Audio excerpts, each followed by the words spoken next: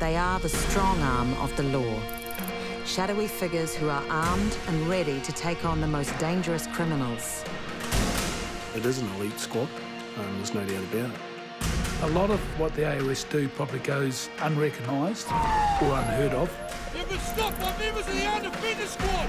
The story of this elite squad has gone untold until now.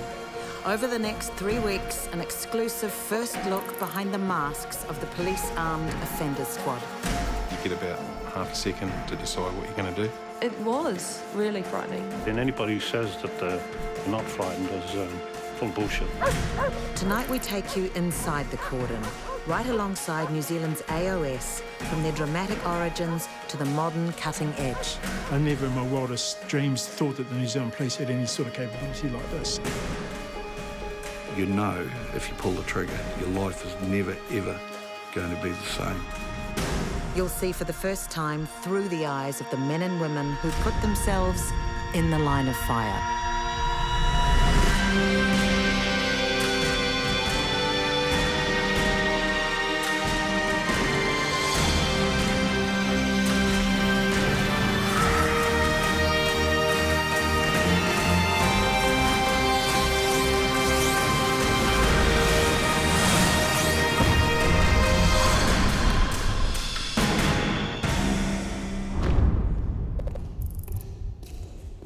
Members of the Modern Armed Offenders Squad are highly trained and highly equipped. But the M4 semi-automatic rifles and Glock pistols, the ballistic helmets and body armour worn today are nothing like the old days. In the 1960s, police packing so much firepower was unthinkable. New Zealand was a country where the pubs closed at 6, doors were left unlocked and firearms were only for deer cullers and duck shooters. Firearms and crimes was a most unusual event, really. We were so proud to be an unarmed force. You very rarely needed a gun. If you wanted protection, you just put on the uniform and you were safe. But in the summer of 1964, the country was rocked when 4 policemen were shot and killed in a single month in the line of duty. The police needed to combat the rising tide of violent crime, so a special squad was formed to deal with armed and dangerous offenders. Roger Gargett was a founding member. The Police Armed Offender Squad was issued with old army-type battle dress, which was dyed black. We had the SMLE 303 calibre rifles and the 38 Smith & Wesson revolvers. These were generally dated around about 1942, I remember. Squad members were regular policemen. Some were ex-military, but now their rules of engagement would be very different. It was always impressed on us that we must obtain our objectives with a minimum of force, and that was drilled into us incessantly. Their instructions were explicit: cordon, contain and appeal. Cordon meant creating a physical line that the offender must not pass. Contain, keeping the offender inside that area. And appeal meant communicating with them to give up.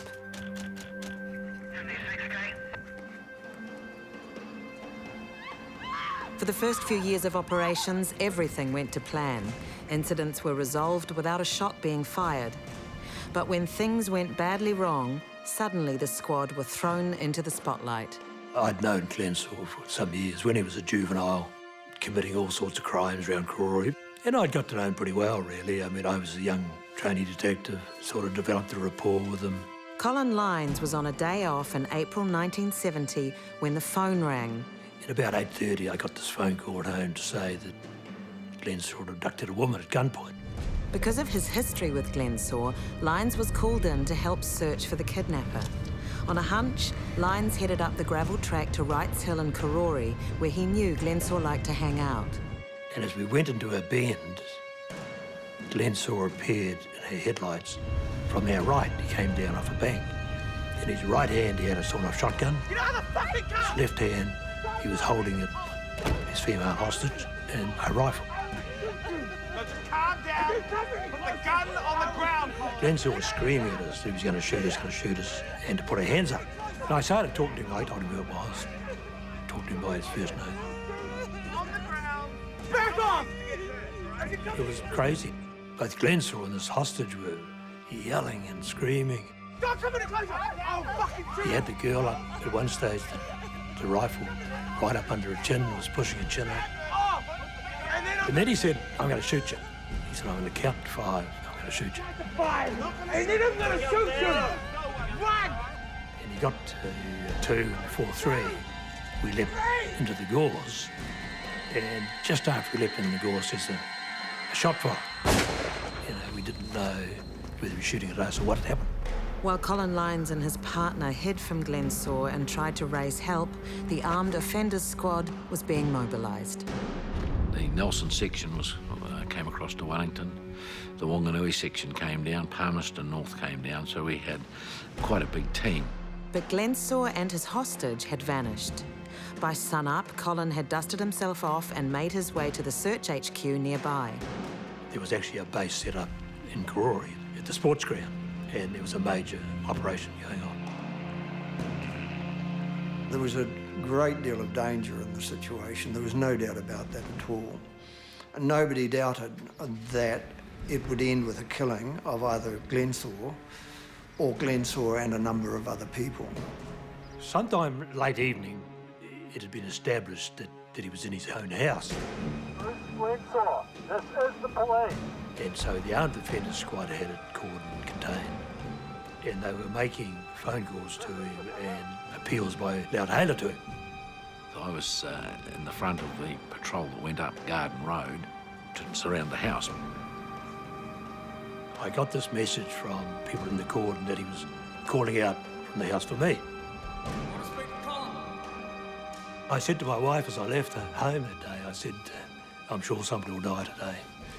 Yeah, little did I know that it could have been me. Bruce? Look, Bruce, it's me, it's Colin. His fingerprints had been identified at a sports shop where a lot of firearms had been stolen. So we knew he had these firearms. When I first spoke to him, he was pretty calm. And we had quite a long conversation, you know, about a quarter of an hour conversation. You know, I was trying to talk him into surrendering and give himself up. And he wanted to know what was going to happen to him if he surrendered. He was frightened of coming out of the house and being shot. Now look, I don't want to hurt anyone. And I assured him that he wouldn't be shot. But because by this time he had 2 hostages in the house. He had the girl, which he'd taken at gunpoint. Fucking kill her, okay? And he had a boarder living in the house, and the boarder had been at work and had come home, not knowing of the drama. Well, he made it quite clear, not only to me on the phone and to other people he'd talked to early in the day, that he wanted to die. And that he had gone too far and he couldn't see any way out of it. And before he left his house, he left a note for his wife, and the note reads such that he wasn't coming back. His final words were to me, I want to die and I'm going now, and he hung up.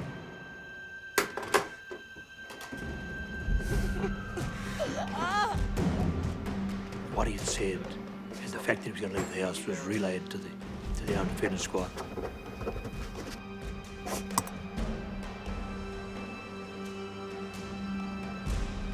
Graham Wilkes was near the bottom of Garden Road as a heavily armed man and his hostages walked toward him. I saw 3 persons, one with armed, firing across his shoulder.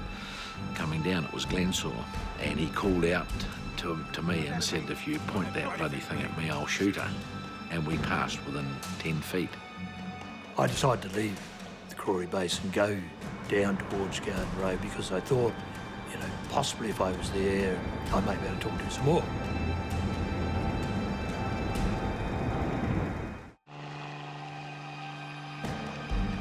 For 2 days, the police armed offenders squad had been scouring the western suburbs of Wellington, searching for Bruce Glensaw, who'd abducted a young woman at gunpoint. Detective Colin Lyons had been negotiating with Glensaw over the phone, but the gunman had taken to the street with his weapons and hostages. While Colin raced the 5-minute journey from Karori to Garden Road, squad member Graham Wilkes was face to face with the armed man. We were on a grass verge, there was a few trees, and we had 30 metres clear view of him, and he pulled the pistol out and he turned around to a dog handler who was advancing on him and said, "I'm going to shoot you too." And as he swung out and aimed the pistol, we both went down in a kneeling position, and he was quicker than I was. Glensaw hit the ground, and that was it.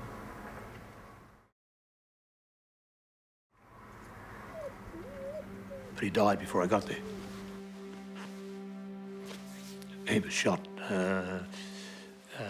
So when I arrived in Glenmore Street, he was Dead on the street.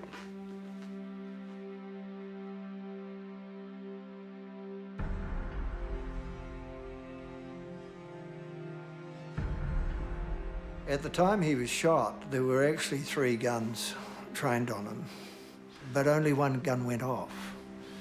And I know that the officer from my discussions with him, and that was the thing that affected him greatly later on. Did he do the right thing? Why didn't the others shoot? Why didn't 3 guns go off?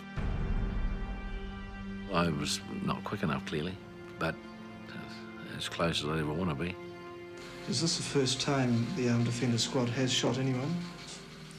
I believe it is. I'm sorry to say, I believe it is. I have absolutely no doubt from being involved in that operation over a period of 3 days that the officer who did the correct thing was the officer who pulled the trigger. I knew young Glensaw. I liked Glensaw. He's a lovely kid. He was disturbed, but he was a lovely kid. And I was very sad when he was shot, but it was just unavoidable. An official police report found the shooting justified. But the incident highlighted the fact that all squad members had to know exactly when they could shoot and when they couldn't. There are explicit police instructions which say the Armed Offenders Squad can shoot only if they fear death or grievous bodily harm to themselves or others. General instruction F61 applies. That means the fire orders set up back in those early days are still the instructions that guide the Armed Offenders Squad today. They are our substance, the principles upon which we operate when we draw firearms. if you cannot protect yourselves or others in a less violent manner, the offender may be shot. Members are briefed in them on every deployment, either once or on several occasions, and the key ingredient is that they're not just special for armed offenders, for any incident where a member of the police draws a firearm. But putting this theory into practice is never easy. Deciding whether to take a life, even if justified in order to protect others, is one of the hardest decisions faced by squad members of any era. We knew he was armed. He'd been telling the police operator on the phone that he was going to kill the woman, kill the baby, kill himself. Police! Don't move! Don't move! And he was in the back of the car, he had a swan dry covering the shotgun, and he was sort of moving around. The person behind me in the passenger seat, I heard his safety catch come off as well. I had no doubt that I was going to shoot him or be forced to shoot him in those circumstances. But for my own peace of mind, I couldn't see the firearm.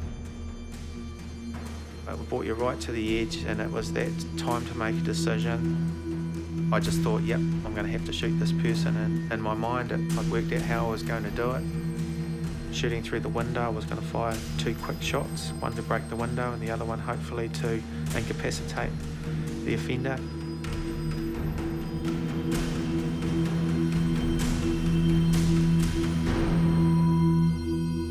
But I couldn't see the firearm, and so in my own mind wasn't prepared to fire the shot. The good thing was, I guess, that the person behind me in the passenger seat had done exactly the same thing, and in his decision making he'd decided that he wasn't prepared to shoot him as well. That freaked him out a wee bit, I think, how close he actually came to pulling the trigger. So he talked about that a lot when he came home from that job, and we talked about the possibility of it happening, and we always concluded it was way better for him to be the one to pull the trigger than for him to be a victim and for it to happen the other way. He gave up in the end and came out, and it was a good result for the police, and it was a good result for him and the victim. It could easily have gone the other way, and almost did. In 1974, the Armed Offenders Squad were pushed to new extremes in a 10-day manhunt through deep bush on the trail of a convicted killer who'd escaped custody. This was one of the first operations where tracking dogs were available to the AOS. The dogs revolutionised the squad's approach to dangerous call-outs. For police dog handler Murray Morrissey, it was his first AOS call-out. 1 o'clock in the morning, we received a call to say that another car had been abandoned way up in the north, a place called Mangamuka. And we were to dispatch ourselves there with the Armed Offender Squad to search for him. So it started from there. When we took off on the call-out, we had our usual uniform issue with us, but we didn't have an overnight bag or overnight gear because you didn't know where you were going, how long you were going for. So we lived in the same gear for about a week. Well, I certainly arrived without any weapons, but in fact, I didn't even have a decent uniform. I arrived here with a pair of baller suit overalls, ill-fitting, may I say, and a cream-coloured polo neck long-sleeve jersey, which, you know, for the cold. And of course, when they saw me front up with this on the night patrol, they were aghast. You know, get that man out of here, get him a black jersey from somewhere, you know. So I had to borrow one from an Armed Offender Squad member who had 3. And he lent me one for the duration of the search. Bush searches, tracking, covert entries into buildings, assaulting buildings where we thought he might be. You got your tracking harness in your left hand, and you got your gun in your right hand, you see. And I'm almost embarrassed to tell you this sort of thing, but my hand, I tell you, was just physically shaking. That gun was just utterly shaking, you know, and my knees were shaking. Because I thought this guy could just pop out of the bush and just shoot us. But the trail went cold. The men returned to base safe, although empty-handed. And in the end, he broke a road check and ended up in one of the towns up there. He came into Kawakawa. We'd shifted our base into Kawakawa. In fact, we were sleeping in the hotel. Fantastic. Sleeping in a bed. And I tell you what, we were buggered, I can tell you. He'd come in to break into some shops, of course, get some supplies. And the local bread delivery man had seen him and disturbed him. And of course, he went running off down the street towards the hotel. We were all sleeping upstairs. So, of course, we were rallied from our rooms and we formed up outside and went over to an area where we were told he had run. And Graham Endicott Davies, with the dog Fritz, he began tracking. Behind the hotel is a rubbish dump where all bodies of cars were thrown and all overgrown.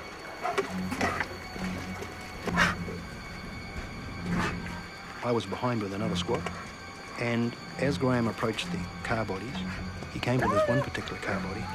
This person stood up in front of him and pointed the gun right at him and says, "Fuck off or I'll shoot you." Fuck off or I'll shoot you! Well, I mean to say, that would scare the shit out of any man, wouldn't it? So, of course, Graham's dog leaped at him, but his tracking line got caught in the car body. His dog stopped it that far away from him.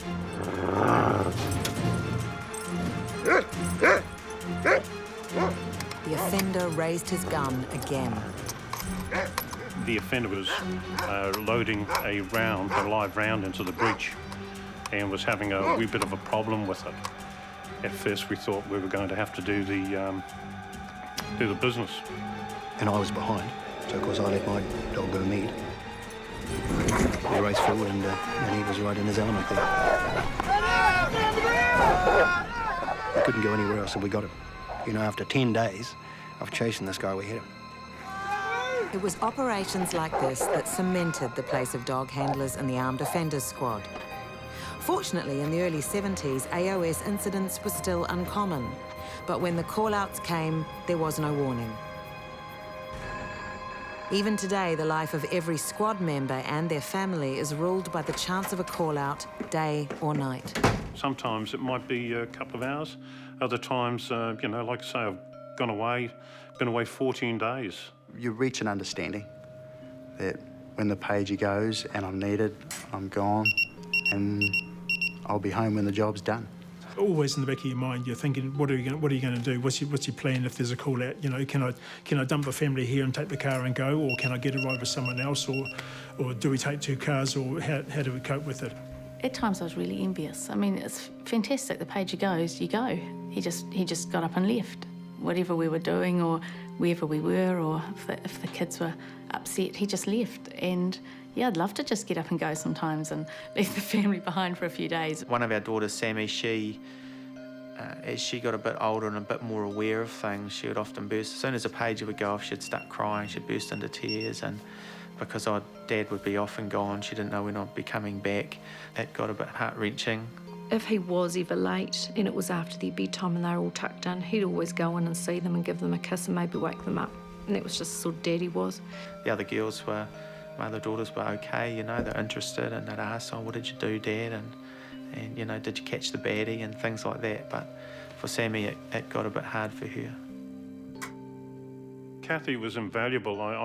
You know, you can sort of trace it to her that the kids had as normal life as possible with my two boys. She was the one that took them to sports every Saturday. She was the one that looked after them, made sure they had all the right equipment. During the weekends, you know, things that we perhaps had planned. 10 minutes. And again, he couldn't make it. Hey, mate, sorry, we're going to have to go fishing tomorrow, okay? See you, mate. Of course, later on, they found out personally what went on. They both obviously joined the team. And it's not until you're part of the squad yourself, and yeah, the same things are playing out. You know, you put the phone down or you take that moment and you think to yourself, yeah, I know what it was like for Mum back then, or I understand how the kids feel at times. Because every time a squad member heads off to work, there's a chance they won't be coming home.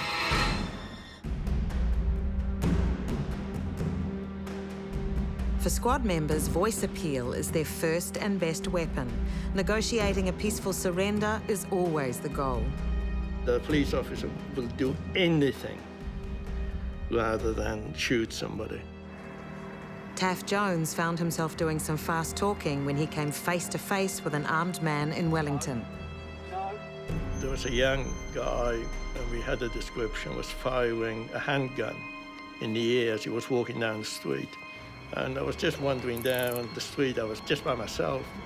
This guy came round, so we were facing each other, probably about a metre apart. Oh, whoa, don't, no. And it was a typical sort of, you know, gunfight that the OK could call out, because his hand went for the gun, and I was screaming at him and saying, you know, now leave it, you know, don't touch it. And then I was bringing my gun out. You know, when people say it's all in slow motion, it really is. Even now, I can close my eyes and actually see the sort of gun coming out, and I was screaming at him. Leave it! Leave it! Don't touch it! Leave it! Don't touch it! Put it down! And it turned out to be an air gun. Just imagine what would have happened if I'd shot that guy. That gun may have been a toy. Get out of the car! Put your hands up! But police must treat every AOS call-out as a potentially deadly situation. A negotiation could go either way, something that Colin Lyons knew firsthand. Bruce! Put it down, Bruce! Colin had spent hours trying to convince young Bruce Glensaw to surrender, but to no avail.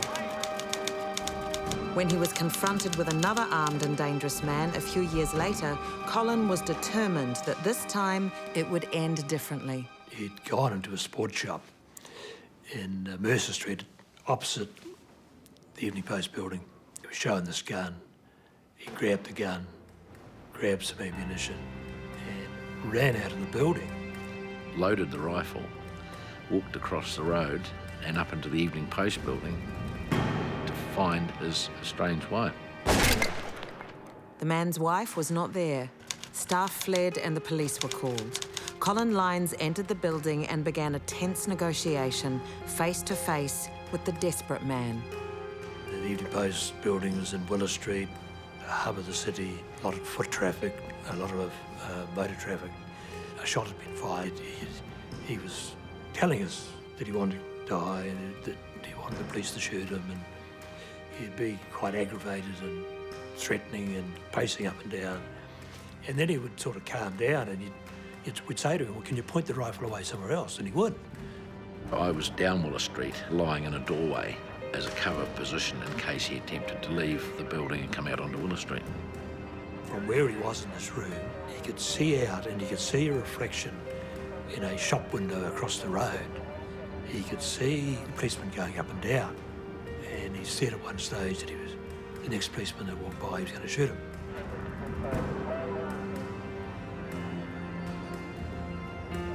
There was a senior policeman came along, coming for a look. He shouldn't have been inside the cordon, but he was. And I grabbed him and he said, "What the hell do you think you're doing?" And I said, "Well, sir, you go ahead and walk up there." But I said, "That man in the building just said the next person he sees come, he's going to shoot." And he bailed out, obviously. Over the next 4 hours, we talked to him. You know, I got talking about fishing and boating and all sorts of things. I mean, there was someone you could talk to, and eventually, if we kept talking to him, I had this feeling that it would be all right. And that's how it turned out to be.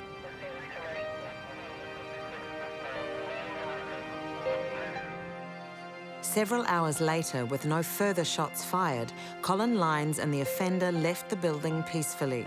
This negotiation led to a lifelong friendship between the two. Whether face-to-face or via loud hailer, the key to negotiation is establishing rapport. New Zealanders, male and female, don't like to be pushed into a corner. And, you know, they become quite staunch. They don't like to back down. And so, you know, part of the negotiation was really to create a sort of a non-threatening environment where they didn't actually have to feel like they had to be staunch. They weren't going to lose a huge amount of face. The three main offenders you'd deal with are the crazies, the crusaders, and the crims. And a crim was always easier to deal with than somebody that's on a crusade that thinks they're right. The crazies, you just never know what they're going to do next. Graham Wilkes knows that negotiation is a delicate business, a high-stakes game of give and take that he can't afford to lose. He'd smashed the place up, smashed the windows, and the police were called. And on their arrival, he grabbed a large slither of glass, well over a foot long, and he held it to one of the kids' throats. It's your baby. You don't want to get your baby. Don't give me that. I want nothing. During the course of the negotiation, he would come to the window with one of the babies in his arms and this big slither of glass and threaten them with physical violence. We couldn't use CS gas because it would have affected the kids. So I lit up a cigarette and I could see he was a smoker. So the negotiations went around whether he'd want to smoke or not. I need you to put the baby down and give you a cigarette. All right. And so I said, "All right, I'll give you a cigarette." I said, "You're going to have to put down the baby," which he did. So I lit the cigarette and I gingerly handed it to him. And he had to lean right out the window, one hand with the glass, and the slither of glass like that, and reach right out on his tiptoes. As soon as I had him in that position, the boys kicked the door and took him out, and game over. We used time, good negotiation skills, and it was a successful operation. Being within spitting distance of armed offenders wasn't a great idea. A megaphone, or even better, a telephone, would keep the police a safe distance, or at least slightly safer. It was a pretty dangerous job, believe it or not. A couple of the megaphones, obviously they gave away your position of where the voice was coming from to the offender, and one or two of the megaphones ended up with bullet holes in them, so you didn't hold them like you see in the movies, didn't hold them to your face and talk, obviously. We had long leads on them and you put the megaphone to one side of you. As the number of call-outs increased, the value of good negotiating became ever more important. In the 1980s, specialised police negotiation teams were established. Part of the skills we equipped them with was to assess where the subject is. Are they distressed? Are they suicidal? Are they boozed? Now, all this information is of great use to the tactical response, because then you're getting some idea, hey, who am I dealing with here? Where's this guy coming from? The arrival of the new PNTs caused friction at first. They gave us a fair bit of stick to start with, and, you know, you think you can fix this, and, you know, we're the expert, you know, that sort of ribbing. We used to sort of take the piss out of them a bit and basically say they're only there to carry our kit. We got that much gear to carry now, that's why you guys have arrived on the scene to sort of help us carry our gear out, and then you can go and have tea and coffee or whatever you do until we sort the job out. One particular incident that I can remember was a male who really just started to play games with the female negotiator. I mean, this was just one guy who didn't want to talk and hated cops and particularly hated females, so he just liked flinging his power around, and he was just one of those kind of guys. But I was sitting there and I was starting to get really irritated, you know, with listening to what was going on. But, you know, she talked her way through that. I think on that particular call-out there were only 3 of us and 2 of us were women, so one of us had a go and then the other one had a go, and you just, you know, turn the other cheek and keep taking it. You know, you're the focal point, you know, for all the things that have actually happened in their lives. Sometimes almost like, you know, you're the catalyst for why they're there. You know, you're captive. A successful negotiation often comes down to listening as much as talking, as Derek Webb learned early on.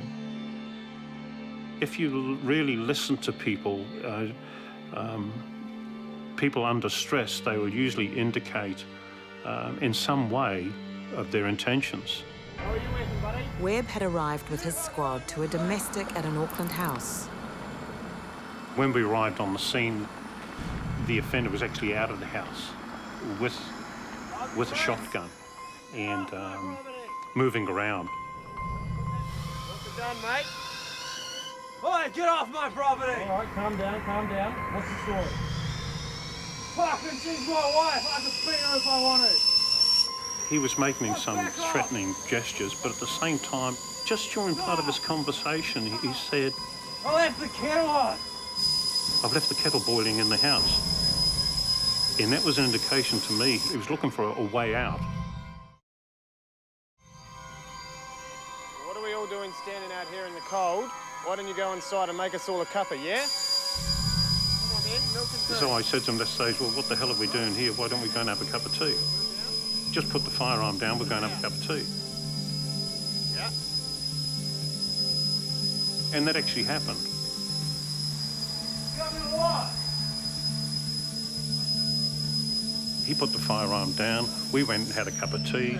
15 minutes later, he was on his way to jail. But while some offenders surrender peacefully, the few that are hell-bent on self-destruction push the squads to their limits with deadly results. Get on the ground now! I'm police! On the ground! Holding one! Please don't move! Get on the ground! Do it now!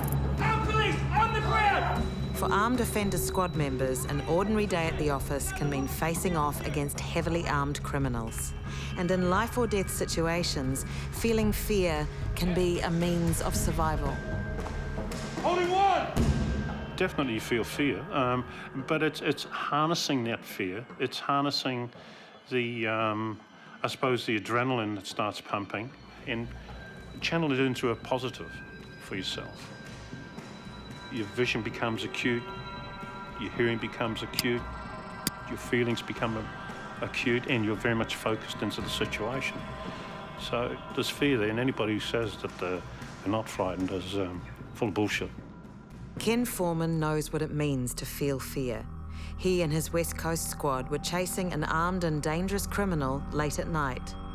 Chris Lewis was wanted for a string of armed offences around the country and was now fleeing from police through the Buller Gorge.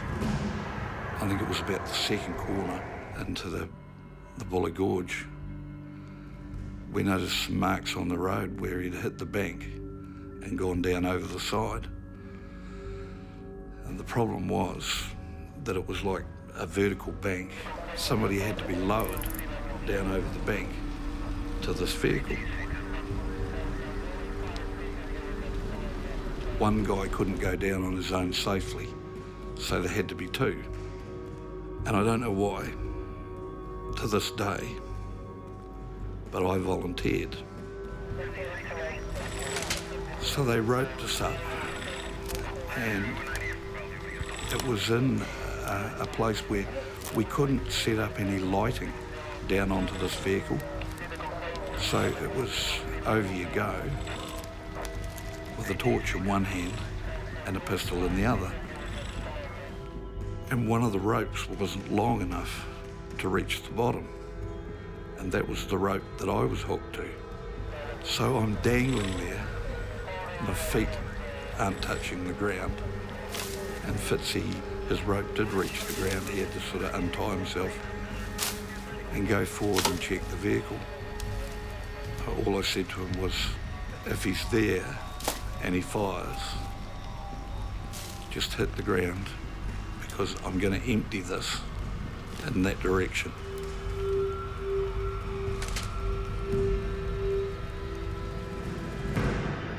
And yeah, he was no longer there. He'd shot through. That was when I found out why we actually tuck the bottoms of our trousers into our boots, so that if you do crap yourself, it doesn't run down all over your boots. But yeah, I'd be a liar if I said at the time I wasn't terrified. For squad members, the fear comes not only from facing dangerous offenders, but from having a very good idea of just how much damage a bullet can do. I don't think probably the general public as such probably do realise how dangerous firearms are. A guy had split up from his girlfriend, went to an address, walked down the side of the house and fired a shot from a .303 rifle. The woman was laying on the bed and the first shot just skimmed her heel, just broke the skin, and the new boyfriend jumped out of bed and was actually heading out of the bedroom through the door when he fired a second shot. Hit him in the back, exited his stomach. His flatmates actually put a pillow across his stomach and sat astride it, holding everything in place, and the ambulance arrived and he survived that. But the most interesting thing was how far that projectile travelled. It went through him. It went through the door jamb of this old 20s wooden house. Hanging in the passageway was the Hamilton phone book, which was quite thick, hanging on a string, and the bullet went through that, went through the wall, through the pantry, through all the food. And then the upsweep of the sink, which was stainless steel, it went through that. It actually went through the house. The round went through the wooden fence into the neighbour's house and into the lounge, through a lazy boy, which the occupant had been sitting in some minutes previously, as he'd heard the noise and apparently got up to go and see what the noise was. And the round actually was embedded in the wall of the house at the neighbours. So there was a real insight into how dangerous firearms are and how far they will travel. Many people believe that when they are forced to fire, the highly trained marksmen of the squads would shoot to wound, not to kill.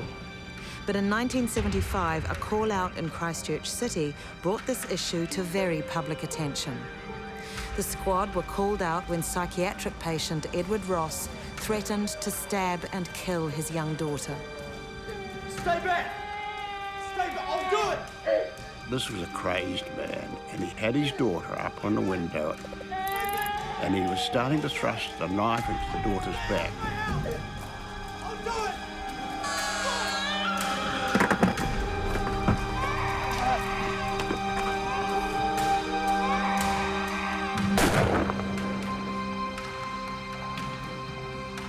An officer had the rifle on Ross and kept it on him.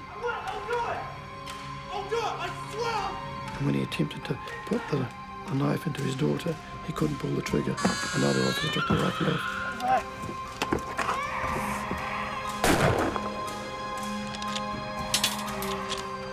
Decisive action was taken in seconds, but it caused an outcry. Why hadn't the officer simply shot to wound? Was Ross's death absolutely necessary? The officer's actions saved the little girl's life, but it was apparent that the public believed the AOS were too ready to pull the trigger, as if that alone was what they were training for. I was concerned that armed offender squad members would stop shooting. I was concerned that they would be so confused in their minds about what their liability and what their responsibilities were, that they wouldn't be able to do their job. Former police officer, now a prominent lawyer, Rob Moody wrote a paper to address what he considered to be an unfair and undue burden on police officers. The police commissioners were always talking about, we don't shoot to kill, we shoot to wound. And in Ross's case, the only target he really had was the offender's head. And of course, you can't shoot from some distance away. Shoot somebody in the head and say, well, I was only shooting to wound. So it seemed to me, and it had always seemed to me, that there was a much better formula than that. In March 1976, Moody coins a new phrase. Members of the Armed Offenders Squad shoot not to wound, not to kill, but simply to achieve the instantaneous and complete elimination of the offender's capacity to kill or seriously injure others. Our key mission is to resolve the incident in the safest manner in which we can. Shooting is essentially a last resort. When we do shoot, it is to incapacitate and remove that threat. You must be prepared to take that vital step, which is very difficult to decide to take. What the Armed Offenders Squad member is concerned with is protecting those who are in danger by preventing the person that they're shooting at carrying out the threat of danger to the other person. If an offender's warranted to be shot, then there is no time to work out, okay, which limb am I going to shoot to stop him. Basically, if you're pulling that trigger, you're there to stop him, full stop. If you shoot them somewhere where they can still keep going, you haven't really done the job that you're supposed to do, and you put other people at risk. The way offending has transpired and the use of methamphetamine and other drugs and alcohol even, shooting to wound is just going to piss them off. And you haven't achieved your goal, you haven't rescued the person, you may not have saved your own life. If a police officer is shooting someone to wound them, he's possibly breaking the law because he's not in fear of his own life. He's not going to shoot to wound if he's in fear of his own life, that's what I'm saying. So every time, it's critical mass, the biggest bit. That's chest.